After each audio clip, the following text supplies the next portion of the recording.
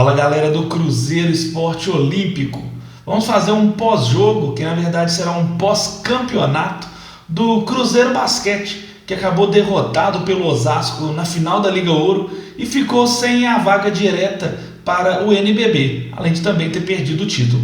A gente vai falar um pouco de como foi essa partida, como foram essas finais, um pouco da competição e também do projeto Cruzeiro Basquete e algumas coisas que eu espero que ainda possam acontecer daqui para frente. Bom, vamos começar logo falando do jogo, porque eu ainda estou tendo pesadelo com isso.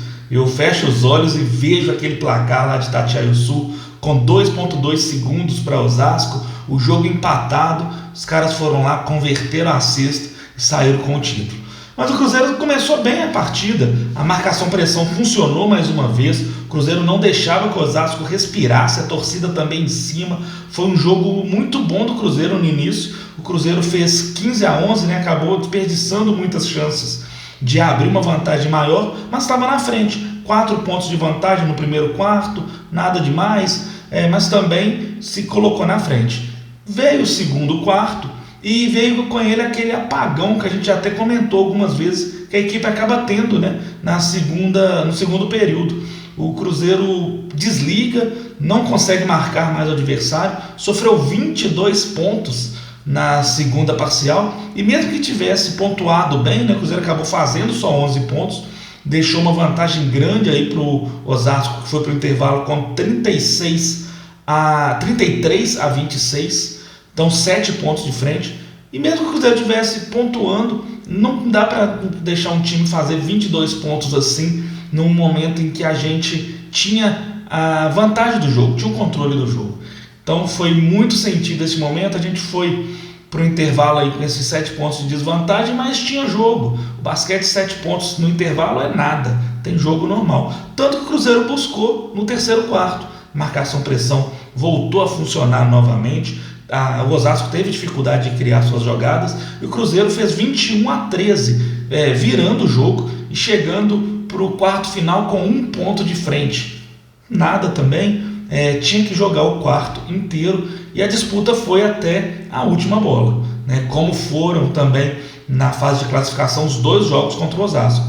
Lá e aqui em Itatiaia-Sul a gente acabou ganhando os 2 da fase classificatória no finalzinho. Dessa vez a bola caiu para o lado deles, né? Pegou ali um rebote que não pode deixar e a equipe do Osasco acabou vencendo e ficando com o título.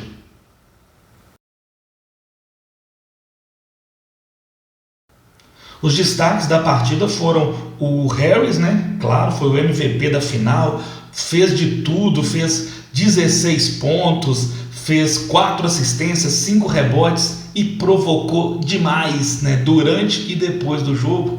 Faz parte, o cara ganhou ali, estava realmente num momento especial, né, era um dia especial para o Harris. E também o Jeanzinho, que vinha aparecendo pouco até na primeira fase ali, nos jogos contra o Cruzeiro. O Cruzeiro conseguiu marcar ele bem, mas dessa vez não conseguiu, ele foi o cestinha do time do Osasco com 19 pontos. Eles ainda tiveram ali o pivô Weber, né, que deu muito trabalho também, mas basicamente Harris e Jeanzinho carregaram esse time do Osasco nas costas e o Cruzeiro não conseguiu marcar eles em alguns dos momentos, a velocidade deles complicou bastante o jogo do Cruzeiro. Pelo nosso lado, os atletas que destacaram foram o Cassiano e o Aleph. Chamou muita atenção o Aleph, que entrou durante o jogo, né, e chamou a responsabilidade para ele. Senti muita falta ali de 2 jogadores que eu acho que são extremamente importantes para o funcionamento da equipe, que é o Lucas Lima e o Coleman. Eles formam ali uma trinca junto com o Ludwig, que não estava no seu melhor dia e ainda assim fez 13 pontos e 10 rebotes e 3 assistências. O cara ainda buscar um duplo-duplo num dia que não está tão bem, sendo substituído ali. Então foi um grande jogo também do Ludwig, mas faltou fechar a trinca com o Coleman e com o capitão Lucas Lima, que vinham dando muita tranquilidade para a equipe do Cruzeiro construir as suas vitórias nos jogos anteriores. O Cassiano manteve a boa atuação, ele quase atingiu o duplo-duplo também, né? Fez 16 pontos com 9 assistências, 6 rebotes, uma boa participação do Cassiano, chamou o jogo em muitas vezes, devolveu a provocação, que é muito importante nesse tipo de jogo em alguns momentos, mostrou que estava ligado, mas acabou que não foi suficiente para evitar a derrota e o Cruzeiro ficou com esse vice-campeonato.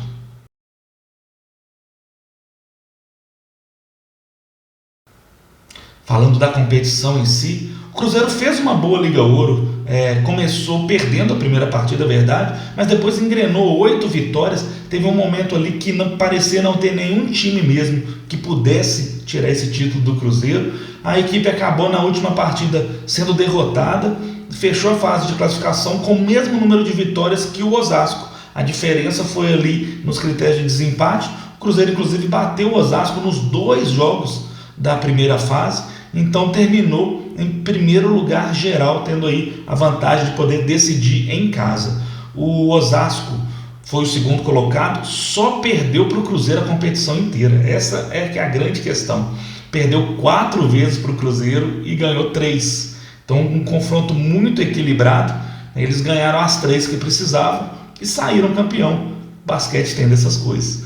O Cruzeiro venceu na fase classificatória 2 jogos e venceu os 2 primeiros da final, alguns deles muito equilibrados, né? Os da fase classificatória foram decididos nas últimas bolas, e assim como foi este último jogo da final. O playoff ali entre as 2 equipes, que teve alguma equipe saindo melhor do que a outra com maior vantagem, mas a gente sabe que o confronto entre as 2 equipes ia ser muito equilibrado mesmo. O Cruzeiro então teve a oportunidade, com os 2-0, de pressionar o Osasco em algum momento nos jogos lá de Osasco, e acabou não fazendo. O Osasco cresceu na competição, achou uma forma de jogar contra o Cruzeiro, venceu bem as 2 partidas lá, e o Cruzeiro que chegou pressionado para este jogo final lá em Itatiaia-Sul. O Cruzeiro não tinha perdido nenhuma partida em Itatiaia-Sul, vinha com 100% de aproveitamento até esse fatídico jogo contra o Basquete Osasco. Então fica a lição do basquetebol, né? A gente tem que estar ligado todas as partidas, e um deslize, uma falha que seja, pode colocar todo o ano, né, todo o trabalho em xeque. E é isso que está acontecendo, né? Algumas pessoas estão questionando aí este projeto do Cruzeiro Basquete, que a gente vai falar um pouco mais sobre ele também.